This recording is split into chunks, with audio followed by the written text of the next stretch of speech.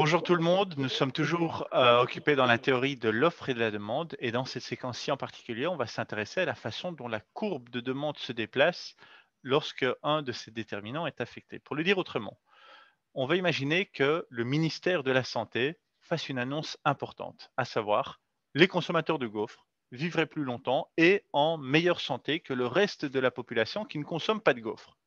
La question qui nous intéresse, c'est de savoir comment cette annonce affectera-t-elle le marché des gaufres?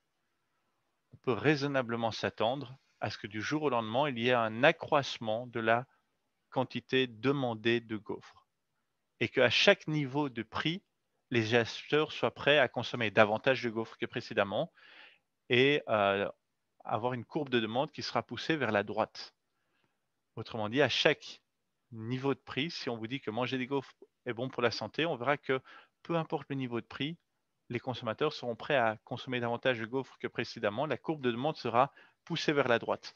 J'attire votre attention sur la façon dont les flèches ont été représentées. Les flèches ne vont pas vers le haut, elles vont bien vers la droite ou vers la gauche. Autrement dit, à prix constant, toute autre chose étant égale par ailleurs, l'annonce du ministère de la Santé incite les consommateurs à acheter davantage de gaufres, ce qui provoque un déplacement de la courbe vers la droite. Mais donc, il s'agit bien de représenter graphiquement les flèches de façon horizontale. Si vous les mettez verticalement, ça signifie qu'il y a une augmentation du prix et une quantité inchangée, ce qui est complètement absurde.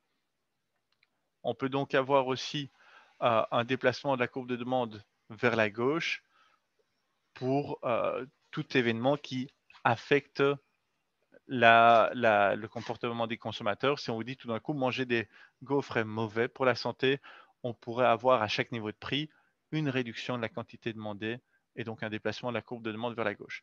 Vous pourriez aussi me dire, tiens, que se passe-t-il quand il y a une augmentation du prix? Ça apparaît à l'écran, il faut être très attentif. On va s'intéresser au graphe de gauche.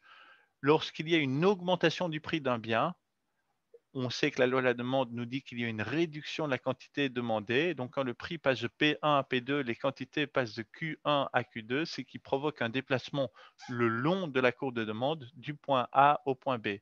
Et inversement, lorsqu'il y a une diminution du prix d'un bien en particulier, lorsque le prix passe de P1 à P2 sur le graphe de droite, la loi de la demande nous dit qu'il y aurait une augmentation des quantités demandées de Q1 à Q2, ce qui se traduira par un déplacement le long de la courbe de demande du point A au point B.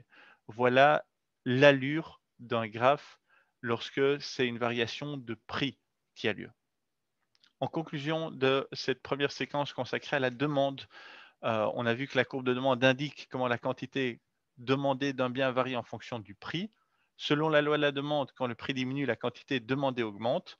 On a vu également que la courbe de demande a donc une pente négative et on s'est intéressé au nombre déterminant de la demande. Il y avait bien entendu le prix, mais également le revenu, le goût, les anticipations, le nombre d'acheteurs, la publicité, le prix des produits substituts et le prix des produits complémentaires.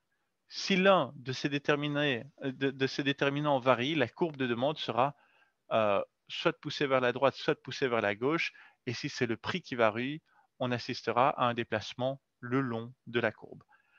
Au programme de la prochaine séquence, on va s'intéresser au graphe de deux produits dits substituts et au graphe de deux produits complémentaires. Je vous incite fortement à y jeter un œil, c'est très important à mes yeux. N'hésitez pas, si vous avez des questions sur ces séquences, sur ce chapitre, à mettre un pouce si vous avez aimé ou appris quelque chose. Merci pour votre suivi. À tout de suite. Bonne journée.